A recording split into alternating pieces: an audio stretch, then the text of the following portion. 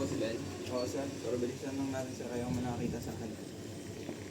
Ano alam mo tungkol sa nangyari ko lang? Nandun ako sa warehouse, may nakita akong tatlong lalaki. May dala silang kao. Kilala mo ba sila? Isa sir, parang si Rico. Kausap sir, huwag niyong sabihin yung pangalan ko. Baka may nakasunod sa inyo. Huwag ka mag-alala. Hindi ka namin nilalagay sa pangalan. Delikado sila. Nalaman nilang ulit akong patayaw.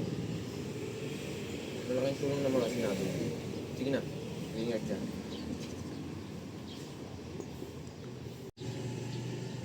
Kailangan ko na umalis.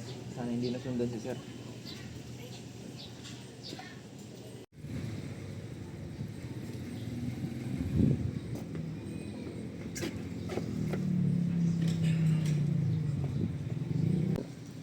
Buti na lang talaga detective at kinausap niya ako.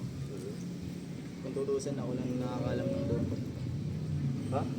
Ganun ba? Ano ba nalalaman mo? Tagal ko na napapansin ng galaw ng mga taong yan. Para na ako investigador ng sarili kong paraan. Ha? Pwede mo naman diretso sa punto mo eh. Ano ba pinupunto mo?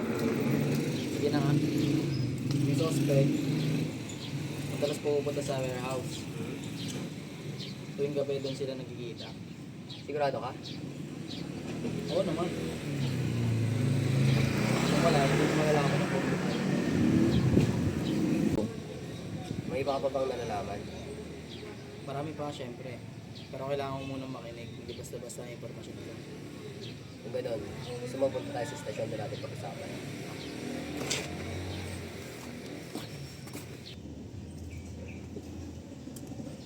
Ikaw ba si Robin? Oo, ako yan. Ikaw ang nagsabi na may impormasyon ka. Meron nga.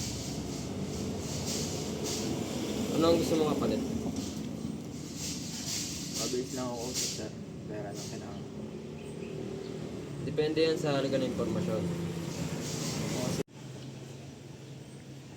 Kailangan ko muna makita ang pera para makasigurado ako.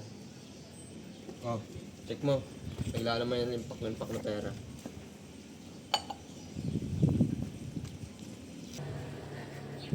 Oo, mamay naman. Sabihin mo na sa akin kung ano nalalaman mo. Ang hinahanap niyong grupo, doon sila nagtatago sa warehouse, malapit sa pier. Sigurado ka ba sa informasyon na sinabi mo? Hindi ako magsasayang ng oras dito kung hindi ako sigurado. So, ito yung pera. Kung may malaman ka man na bagong impormasyon, sabihan mo na ako. Muna na ako sa'yo. Salamat, detective. Makakasa ka.